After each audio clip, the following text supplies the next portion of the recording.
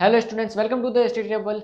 आज हम sequence series के पार्ट 2 की बात करने जा रहे हैं, एक्सरसाइज 9.2 की। जिन्होंने हमारा टेलीग्राम ग्रुप ज्वाइन नहीं कर रखा है वो हमारा टेलीग्राम ग्रुप ज्वाइन कर सकते हैं। लिंक डिस्क्रिप्शन में दे रखा है, जहां पर आप हमसे डायरेक्ट इंटरेक्ट कर सकते हैं, अपने डाउट्स क्लियर कर सकते हैं और चैनल के बारे में फीडबैक भी दे सकते हैं।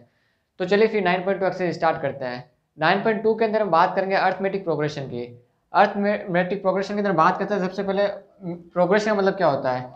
हमने सीक्वेंस के बारे में पढ़ रखा है। सीक्वेंस क्या होता है कि अगर कोई हमें सीरीज दे रखी है, सीरीज सॉरी मतलब कोई सीक्वेंस हमें दे रखा है, like example 1 2 3 and so on. हमें ये कोई सीक्वेंस दे रखा है, अगर ये कोई एक स्पेसिफिक रूल को फॉलो करता है तो इसका मतलब ये एक सीक्वेंस है। तो ये स्पेसिफिक रूल को फॉलो करना चाहिए। अगर कोई टर्म्स स्पेसिफिक रूल को फॉलो करती है, स्पेसिफिक रूल को फॉलो करती है, तो हम उसको बोलते हैं सीक्वेंस। अब सीक्वेंस का ही टाइप एक प्रोग्रेशन है। अब प्रोग्रेशन का मतलब क्या होता है, जैसे मैं एग्जांपल लेता हूँ, ये एग्जांपल लेता हूँ मैं 1 2 3 एंड सो ऑन। अब ये मुझे सीक्वेंस दे रखी है, इसको मैं सीक्वेंस बोल सकता हूँ क्योंकि एक स्पेसिफिक रूल को फॉलो कर रही है। वो ये रूल क्या है कि इसके अंदर मैं +1 करूँगा तो ये आएगा। अब अगर मैं इसकी nth टर्म निकालता हूँ, nth टर्म निकालने के लिए अगर मुझे कोई स्पेसिफिक फॉर्मूला मिल जाता है कि मैं इसकी nth टर्म कैसे निकालूंगा, तो मैं उस टर्म को मैं उस सीक्वेंस को मैं प्रोग्रेशन बोलूंगा।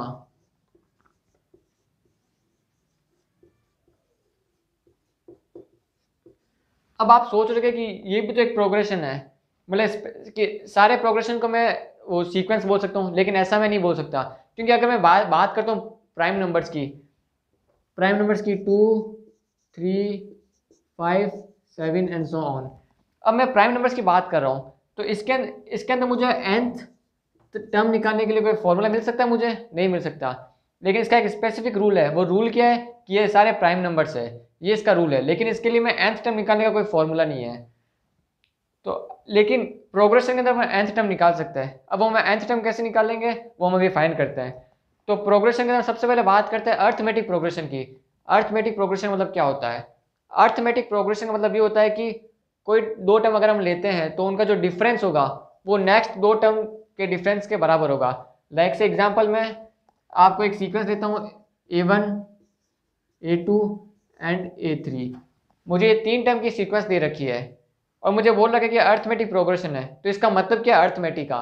इसका ये मतलब हुआ कि मैं पहली और दूसरी टर्म का जो मैं सब्ट्रैक्ट करता हूँ, जो मुझे आंसर मिलेगा, मीन्स A2 माइनस A1, इसको मैं सब्ट्रैक्ट करने पर जो मुझे आंसर मिलेगा वो इक्वल टू होगा A3 में से A2 माइनस करने पे।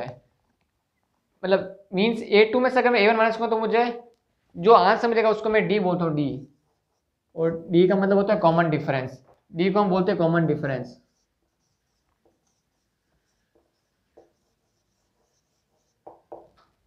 D होता है कॉमन डिफरेंस और ये सारी टर्म्स के अंदर इक्वल होता है।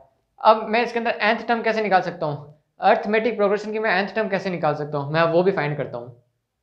तो अब हम बात करते हैं अर्थमेटिक प्रोग्रेशन की nth टर्म कैसे निकाले है। nth टर्म निकालने के लिए मैं सबसे पहले कोई भी एक सीक्वेंस लिख लेता हूँ। सीक्वेंस में लिखता हूँ A1 A2 A3 and so on, and last term मुझे nth टर्म निकालनी, तो मैं an मैंने लास्ट टर्म ले ली है। अब मैं फर्स्ट टर्म को मैं a ले लेता हूँ, A1 इजिकल्स टू a, और ये मुझे बता रहा है कि ये फर्स्ट टर्म है। इनका मुझे अर्थमेटिक प्रोग्रेशन है, तो ये मुझे बता रखा है कि इनका जो कॉमन डिफरेंस है वो D दे रखा है। D मुझे दे रखा है कॉमन डिफरेंस।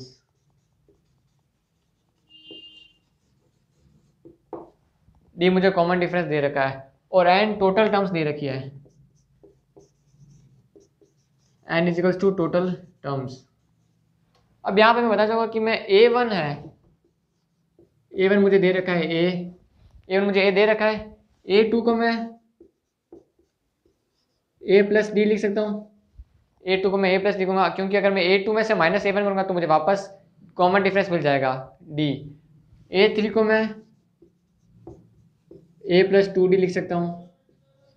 तो यहाँ पर एक चीज़ ध्यान रखनी पड़ेगी आपको, यहाँ पे A1 दे रखा है, तो यहाँ पे जो D का वो मल्टीपल है वो जस्ट इससे एक छोटा नंबर है।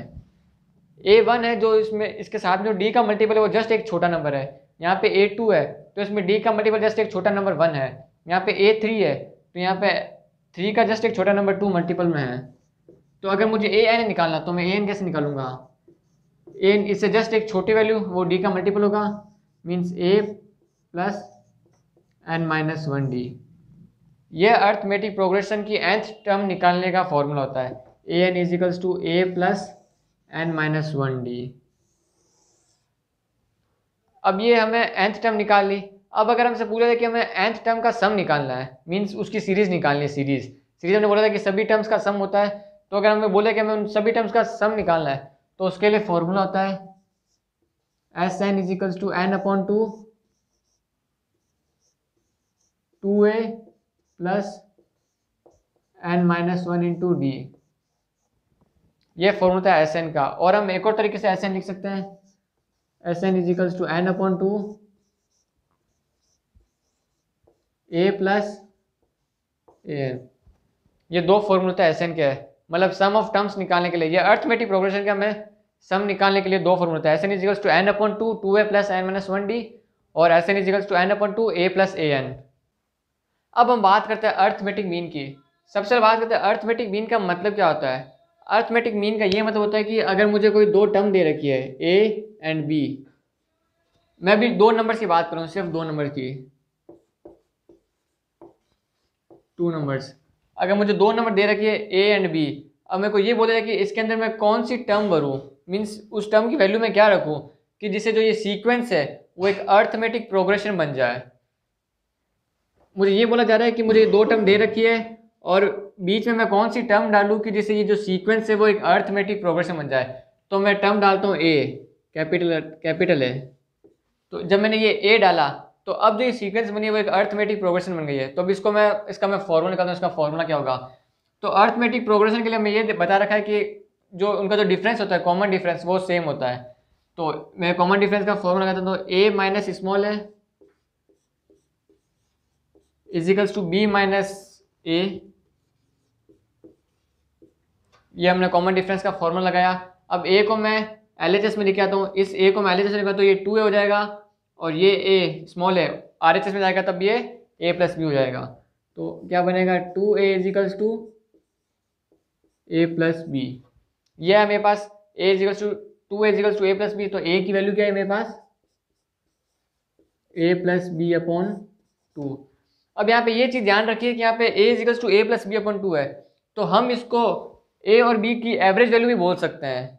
दो नंबर्स के हम इसको a और b की एवरेज वैल्यू भी बोल सकते हैं, क्योंकि a plus B upon two है तो ये इस दो टर्म्स का एवरेज ही हुआ। तो अगर मैं और अच्छे एग्जाम्पल्स के थ्रू समझाऊँ आपको, तो मुझे एग्जाम्पल दे रखा है 4 एंड 16। ये मुझे अब मेरे को ये बोले कि इन दो टर्म्स का मुझे अर्थमेटिक मीन निकालना है। तो अर्थमेटिक मीन में कैसे निकालूंगा, अगर मैंने वैल्यू रखी x, तो x की वैल्यू मुझे निकालनी है। तो x इज इक्वल्स टू, अभी जस्ट हमने देखा a is equals to A plus B upon two होता है, तो 4 plus 16 upon two, 4 plus 16 20 upon two 10। तो x की वैल्यू है हमारे पास 10 आई।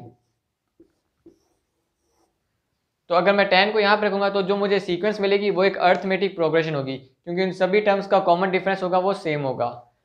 तो अभी हमने दो टर्म्स की बात की है, जब हमें दो टर्म्स दे रखे हो उसके बीच में एक अर्थमेटिक मीन निकालना है। अब अगर मुझे दो टर्म्स दे रखे हो और मुझे उनके बीच में n अर्थमेटिक मीन निकालना है, तो वो मैं कैसे निकालूंगा, तो उसके लिए भी हम डेरिवेशन फॉर्मूला देख लेते अभी। अब हम बात करते हैं अर्थमेटिक मीन, जब हमें दो टर्म्स दे रखे हो और हमें उसके अंदर n अर्थमेटिक मीन्स डालनी हो। लाइक से मैं एग्जाम्पल लेता हूँ ए और बी का। अब मुझे ए और बी दो टर्म दे रखी है, अब मुझे ऐसा बोल जाए कि इसके अंदर टोटल n अर्थमेटिक मीन्स डालने हैं, तो वो मैं डालूंगा कैसे। तो मैं सबसे पहले डालता हूँ A1, फिर डालता हूँ मैं A2 and so on AN। मैंने इसमें टोटल n अर्थमेटिक मीन डाल दिए। अब मुझे इन सब की वैल्यू निकालनी है। तो वैल्यू निकालने के लिए मुझे सबसे पहले ये फाइंड करना पड़ेगा जो b की जो वैल्यू है, b किस टर्म पे आ रही है।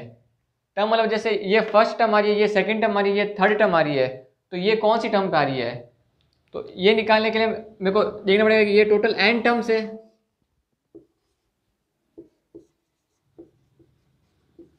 ये टोटल n टर्म्स है, ये एक और टर्म है। तो ये इन टोटल अगर मैं इन सब की बात करूँ तो ये टोटल n+1 हो गई। तो ये वाली कौन सी टर्म हुई, ये वाली टर्म हुई n+2, ये n+2 टर्म हुई। तो अब इसका फॉर्मूला लगाते हैं। तो b की जो वैल्यू है वो a plus n plus 2 minus 1 into D. ये होती है कॉमन फॉर्मूला। तो ये होता है कि B equals to A plus N minus 1 D. तो एन तो हमें दे रखा है N plus 2 N minus 1 D. तो यहाँ से क्या था, मैं ए को इस तरफ भेज देता हूँ, B minus A is equals to N plus 2 minus 1। तो ये 2 से माइनस 1 हो जाएगा तो एन प्लस 1 होगा, एन प्लस 1 डी। तो यहाँ से मेरे पास कॉमन डिफरेंस क्या आता है, यहाँ से मेरे पास डिफरेंस आता है B minus A upon N plus 1।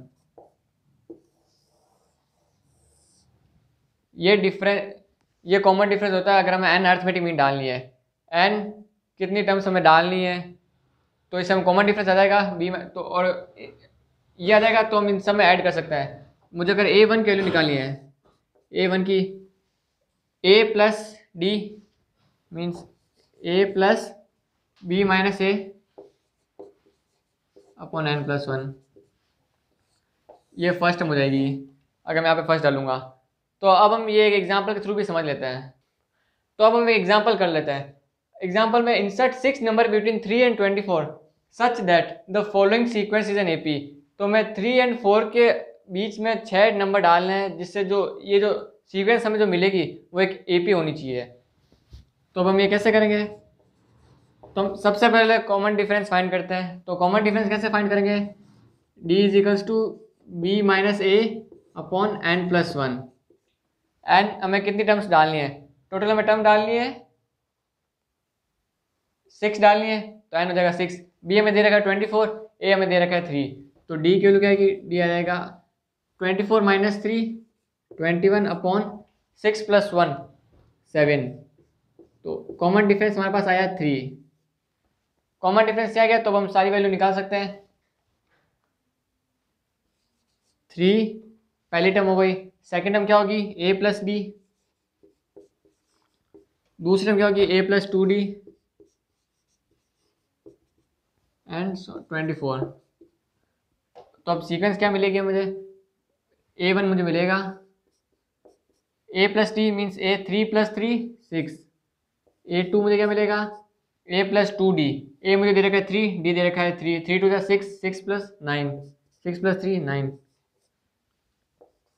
a3 क्या मिलेगा, a3 a प्लस 3d होगा। तो d हमें दे रखा है 3, 3 इंटू 3 9 प्लस 3 12। a4 क्या होगा a plus 4d, 4 3 12 12 plus 3 15। a4 ये होगा। a5 क्या होगा, a5 is equals to a plus 5d, a हमें दे रखा है 3, d हमें दे रखा है 3, 3 इंटू 5 15 प्लस 3 18। तो a5 हो जाएगा 18 एंड a6 होगा a प्लस 6d मीन्स 21। तो ये हमने 6 टर्म्स डाल दिए। तो आई होप कि इसके थ्रू आपका कंसेप्ट पूरा क्लियर हो गया होगा, क्योंकि ये नॉर्मली सिंपल ही कंसेप्ट है। सो स्टूडेंट्स, यहाँ पे हमारी एक्सरसाइज खत्म होती है। Thanks for watching the video.